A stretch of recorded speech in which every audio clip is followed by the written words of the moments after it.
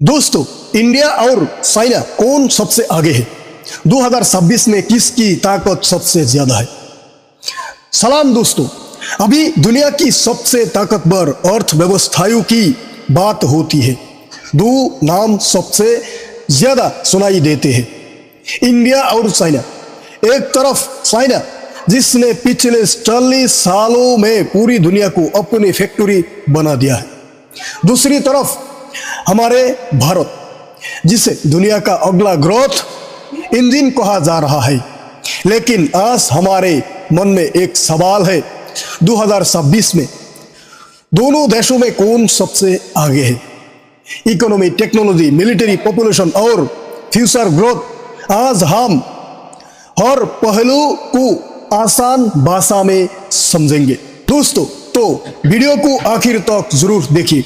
Economy, सबसे पहले बात करते हैं इकोनॉमी की। आज भी चाइना की इकोनॉमी इंडिया से काफी बड़ी है। चाइना की मैन्युफैक्चरिंग पूरी दुनिया में फैली हुई है। Mobile phone, laptop, electronics, toys, दुनिया की लाखों चीजों चाइना में बनती है। वही इंडिया की इकोनॉमी तेजी से बढ़ रही है।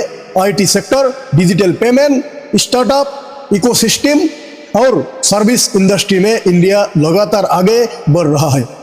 एक्सपर्ट का मानना है कि अगर यही ग्रोथ बनी रही तो आने वाले वर्षों में इंडिया दुनिया को सबसे बड़ी इकोनॉमीज में शामिल रहेगा। लेकिन फिलहाल इकोनॉमी के आकार में चाइना अभी भी आगे है। दोस्तों, टेक्नोलॉजी अगर देखेंगे तो टेक्नोलॉजी और इनोवेशन, अभी बात करते हैं टेक्नोलॉजी की। चाइना ने AI, electric vehicles, high speed rail, robotics और मैन्युफैक्चरिंग टेक्नोलॉजी में भारी इन्वेस्टमेंट किया है। आज कई चाइनीज कंपनीज ग्लोबल मार्केट में कंपटीशन दे रहे हैं। दूसरी तरफ India software, space technology, digital service और स्टार्टअप इनोवेशन में तेजी से आगे बढ़ रहे हैं।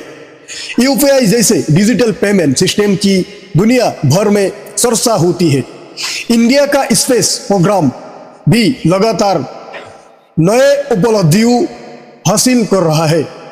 यानी टेक्नोलॉजी में दोनों देशों की ताकत अलग अलग क्षेत्रों में दिखाई देती है। दोस्तों, अगर हम देखेंगे मिलिट्री एंड पॉपुलेशन, अब बात करते हैं मिलिट्री की। चाइना के पास दुनिया की सबसे बड़ी सेनाओं में से एक है। उसने मॉडर्न वेपन्स, नावी और मिसाइल टेक्नोलॉजी पर बड़े स्तर पर काम किया है। वही इंडिया भी अपनी डिफेंस टेक्नोलॉजी को लगातार मजबूत कर रहा है। Made in India defence equipment, modern fighter jets और मिसाइल सिस्टम पर तेजी से काम हो रहा है। दोस्तों, पॉपुलेशन की बात करें तो इंडिया अभी दुनिया का सबसे ज्यादा आबादी वाला देश बन चुका है। अगर इस पॉपुलेशन को सही एजुकेशन और एम्प्लॉयमेंट मिले तो यही इंडिया की सबसे बड़ी ताकत बन सकती है। दोस्तों, अगर हम फ्यूचर में देखेंगे, आप सबसे बड़ा सवाल हमारे मन में यह है, फ्यूचर किसका बेहतर है? फ्यूचर किसका बेहतर होने जा रहा है? चाइना के सामने पॉपुलेशन एजिंग जैसे बड़ी चुनौती है।